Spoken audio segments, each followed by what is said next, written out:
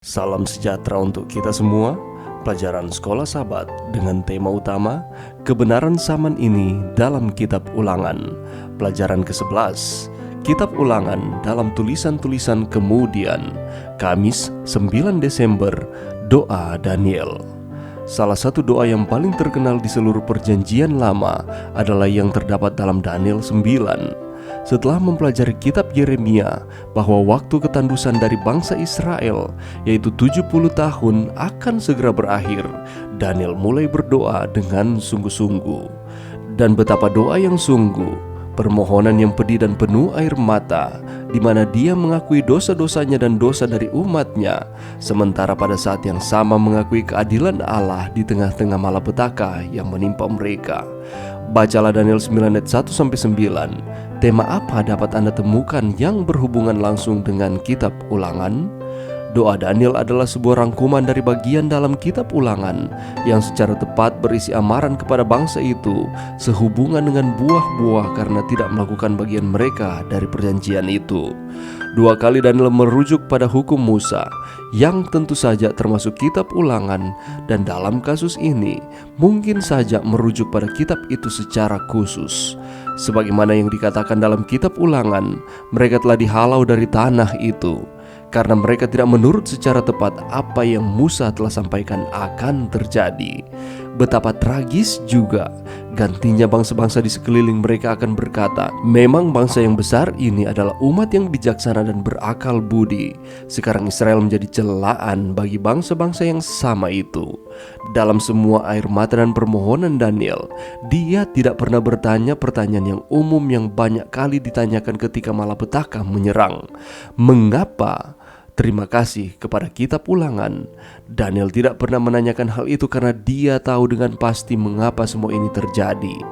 Dengan kata lain, kitab Ulangan memberikan kepada Daniel dan para buangan lainnya sebuah konteks untuk memahami bahwa kejahatan yang menimpa mereka bukan karena sekedar nasib atau sesuatu yang kebetulan, tetapi karena buah-buah dari ketidaktaatan mereka, tepat seperti yang diperingatkan kepada mereka.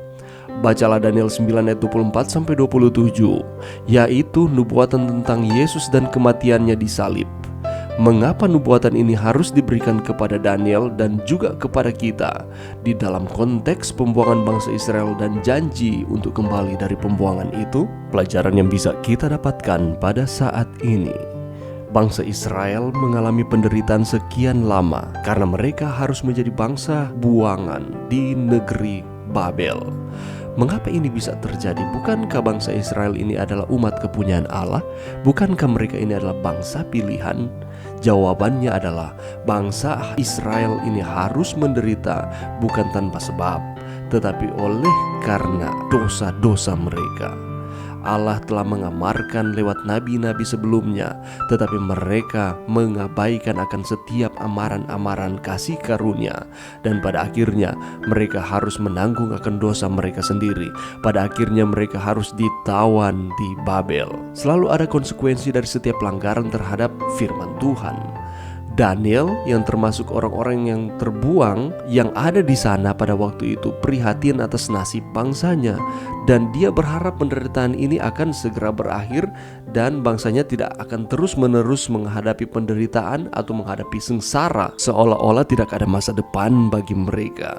Karena itu di dalam Daniel 9 ayat 19, Daniel menyatakan, "Ya Tuhan, dengarlah. Ya Tuhan, ampunilah. Ya Tuhan, perhatikanlah dan bertindaklah dengan tidak bertangguh, oleh karena Engkau sendiri Allahku, sebab kotamu dan umatmu disebut dengan namamu." Daniel meminta agar Tuhan mendengarkan, mengampuni, memperhatikan, bertindak untuk bangsa ini. Dan di ayat-ayat sebelumnya di dalam Daniel pasal 9 ini, kalau kita membaca, Daniel meminta ampun atas dosa-dosa yang telah dilakukan baik dirinya maupun bangsa Israel. Dan seperti Yosia dan Nehemia, Nabi Daniel juga yang berada dalam cara yang sama dalam berdoa dan berkabung membaca hukum Musa yang terdapat di dalam kitab Ulangan dan mengeluh tentang bencana yang telah menimpa umat Allah sebagai akibat dari ketidaksetiaan mereka kepada Tuhan. Dan kalau kita membaca akan Daniel pasal 9 ini, pada akhirnya Allah menjawab doa Daniel melalui malaikat Gabriel yang menjelaskan bahwa akan ada 70 kali 7 masa di mana Allah akan menggenapkan rencananya memulihkan bangsa Israel. Sebagaimana dengan bangsa Israel, demikian pula dengan kita. Seringkali kita melakukan kesalahan, seringkali kita melakukan yang tidak berkenan di mata Tuhan, dan pada akhirnya kita harus menuai hasil dari apa yang telah kita lakukan. Tetapi Allah mengasihi kita. Dia tidak akan meninggalkan kita apabila kita memberanikan diri berdoa, mengaku setiap kelemahan kita, dan mengizinkan Tuhan mengampuni kita. Ada kelepasan dan masa depan bagi kita untuk kembali menjadi anak-anak Tuhan.